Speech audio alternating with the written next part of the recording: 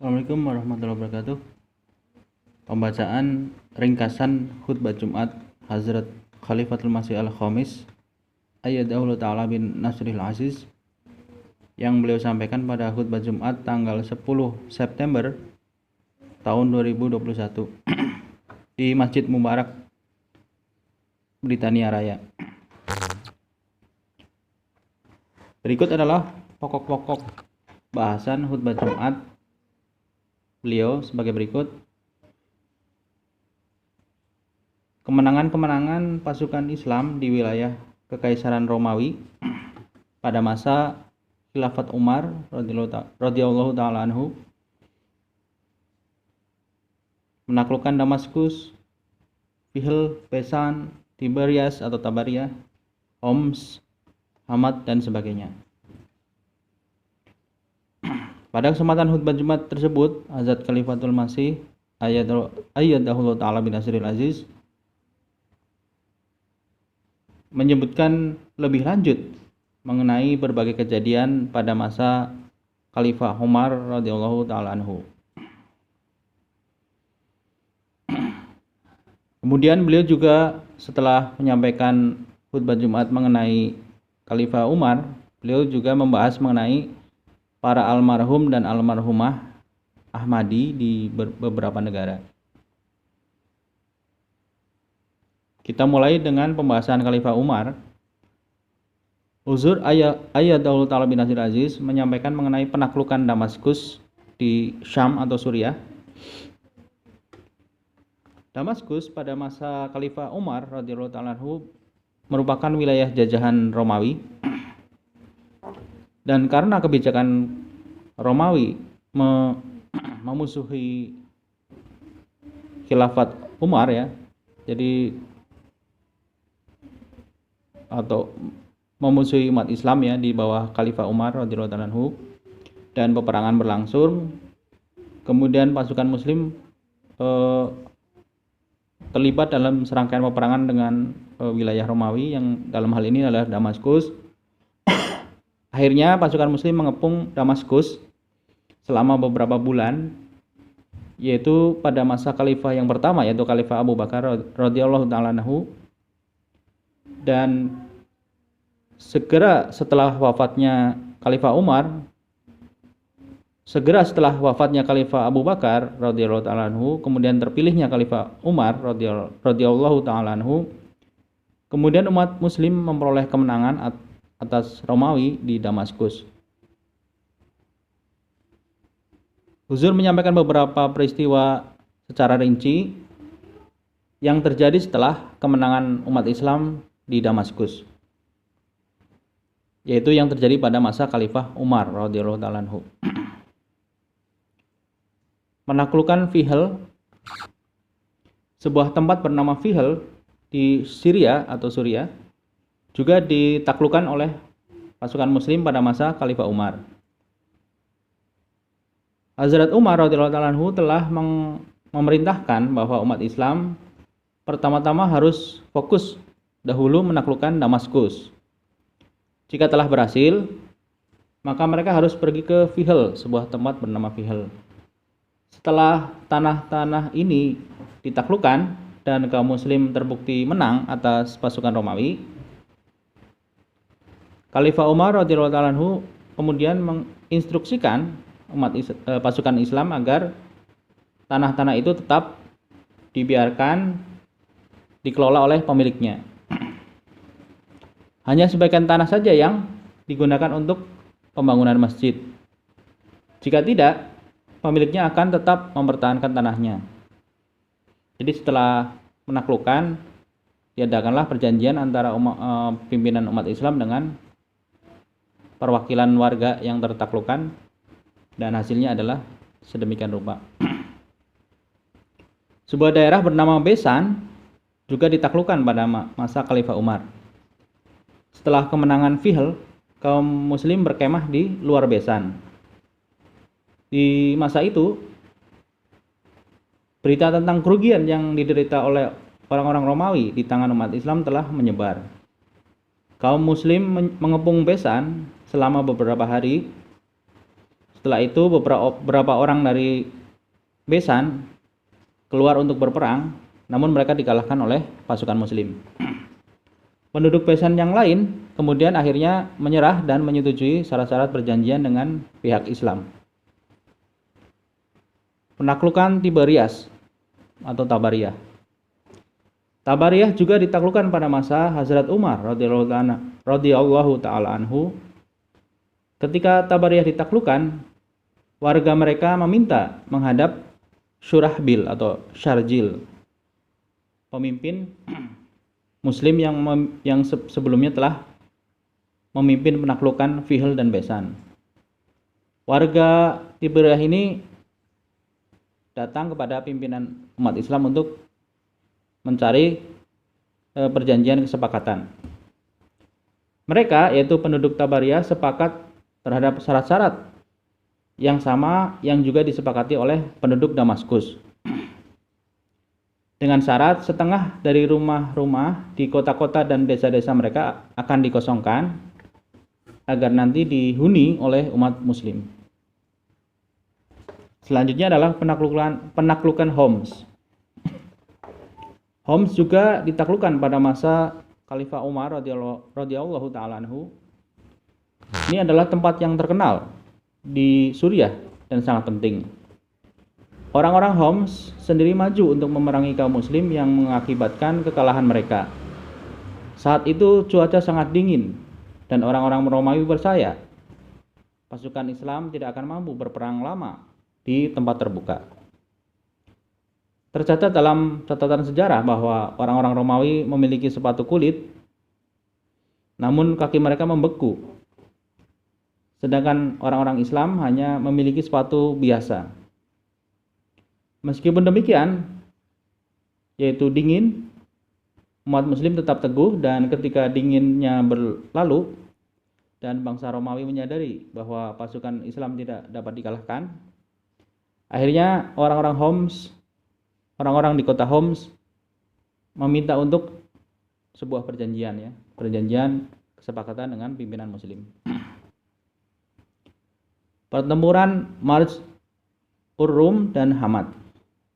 Sebuah kota bernama Majrum juga ditaklukkan pada masa Hazrat Umar radhiyallahu taala anhu, dan kaum muslimin tetap berjuang meskipun cuaca dingin dan banyak dari mereka yang merawat orang-orang mereka yang luka. Sebuah pertempuran terjadi di mana umat muslim menang dan satu-satunya musuh yang masih hidup adalah mereka yang melarikan diri. Sebagai rampasan hasil kemenangan peperangan, umat Islam menerima banyak sekali hewan tunggangan, baju besi, dan pakaian. Setelah kemenangan Marj Rum, Hamad, sebuah nama kota, juga ditaklukkan oleh kaum muslim.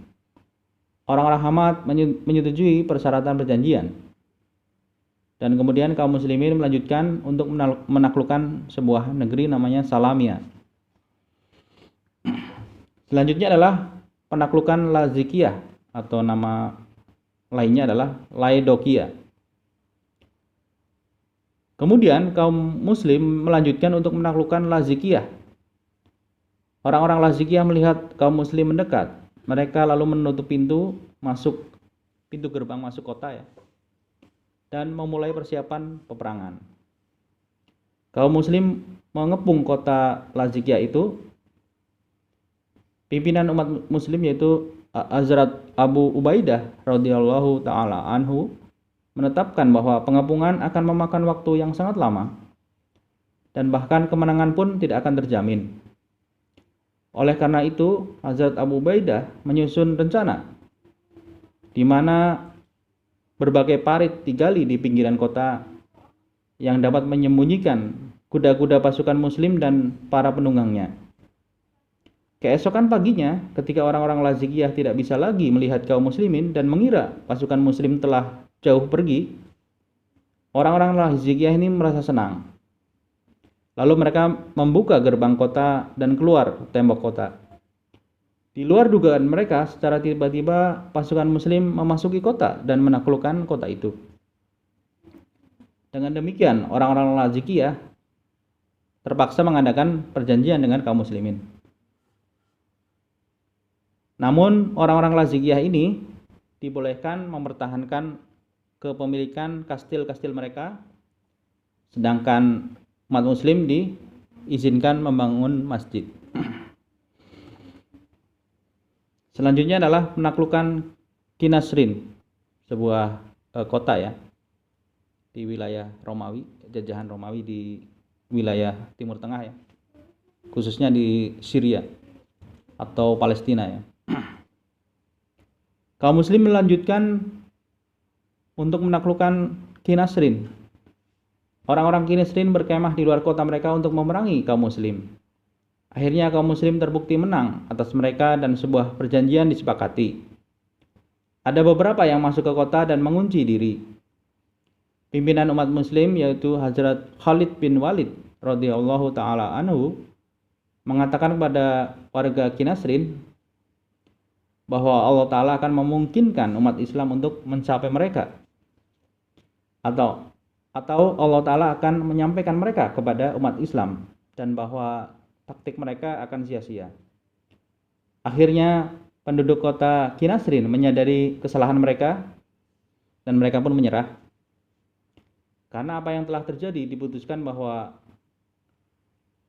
mereka hanya akan menghancurkan istana atau benteng mereka sebagai hasil perjanjian ya, perjanjian penyerahan ya.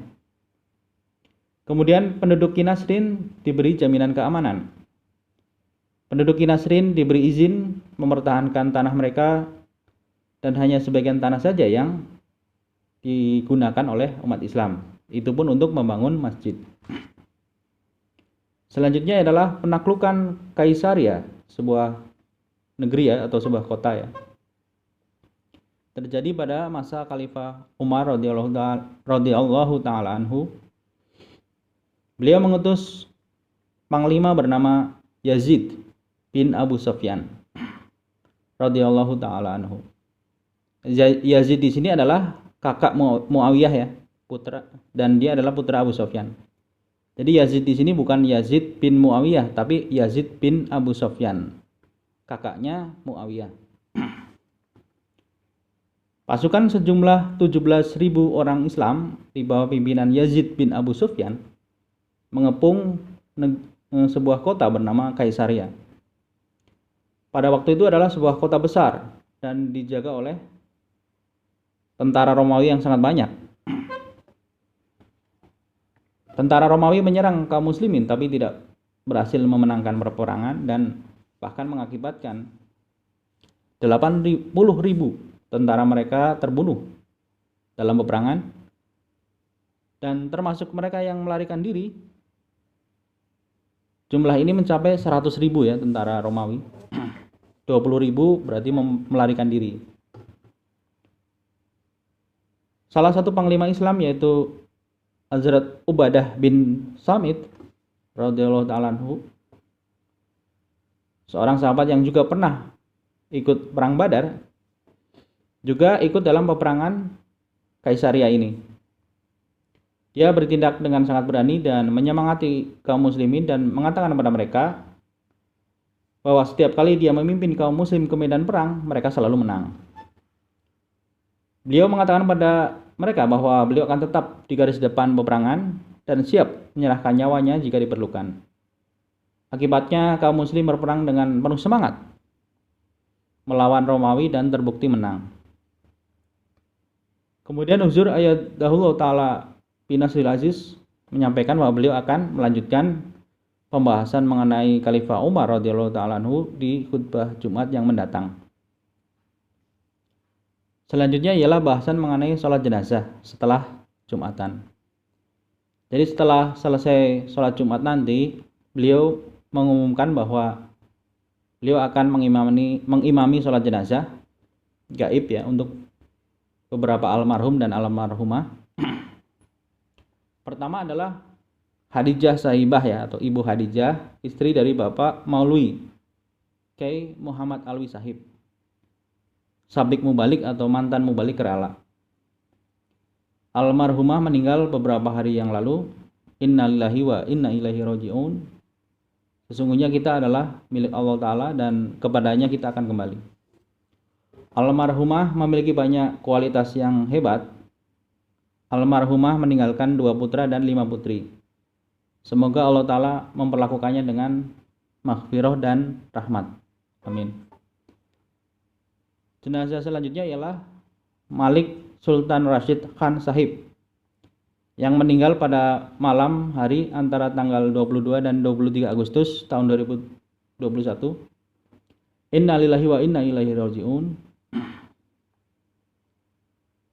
Ayah beliau menerima jemaat Ahmadiyah di tangan khalifah yang kedua. Almarhum Malik Sultan Rashid Khan Sahib menjabat sebagai Amir distrik Attock ya di Pakistan ini sepertinya. Almarhum mengutamakan agama di atas hal-hal duniawi. Almarhum selalu siap dan berada di garis depan dalam pengkhidmatan jemaat. Almarhum memiliki kecintaan yang mendalam untuk khilafat dan maju dalam kerohanian dan hubungannya dengan Allah Ta'ala. Namun tidak pernah menyebutkan hal-hal seperti itu kepada orang lain. Maksudnya tidak pernah membanggakan diri soal kerohanian beliau dan ta'aluk billah beliau kepada orang-orang lain. Ada banyak rumah tangga atau ada banyak keluarga yang didukung secara keuangan oleh almarhum. Almarhum Malik Sultan Rashid Khan Sahib memiliki keinginan yang kuat untuk menyebarkan pesan kebenaran atau tablik ya. Dan banyak orang dibimbing menuju kebenaran melalui upayanya. Almarhum menghabiskan banyak waktu dalam pengasingan untuk berdoa ya, maksudnya berhalwat atau beritikaf ya, dan sholat di hadapan Tuhannya. Almarhum banyak memiliki ilmu pengetahuan dan telah banyak membaca buku-buku Hadrat Masih Maud alaihissalam. Almarhum memiliki banyak sifat yang sangat agung dan bajik ya. Semoga Allah Ta'ala memperlakukan almarhum dengan rahmat dan maghfirah atau pengampunan. Amin. Jenazah yang ketiga atau yang selanjutnya ialah Abdul Qayyum Sahib dari Indonesia yang meninggal dunia dalam beberapa hari yang lalu, yaitu pada tanggal 25 Agustus 2021 pada usia 82 tahun. Innalillahi wa inna ilaihi raji'un. Sesungguhnya kita adalah milik Allah dan kepadanya kita akan kembali. Almarhum adalah putra Abdul Wahid Sumatri Sahib, seorang mubalik non India ya dan non Pakistani yang pertama. Almarhum memperoleh gelar sarjana di bidang ekonomi perminyakan ya. Kemudian bekerja dalam berbagai kapasitas di bidangnya. Kemudian setelah pensiun, almarhum memperoleh gelar PhD di bidang teknik kimia ya. Almarhum berbakti kepada negaranya dengan banyak cara.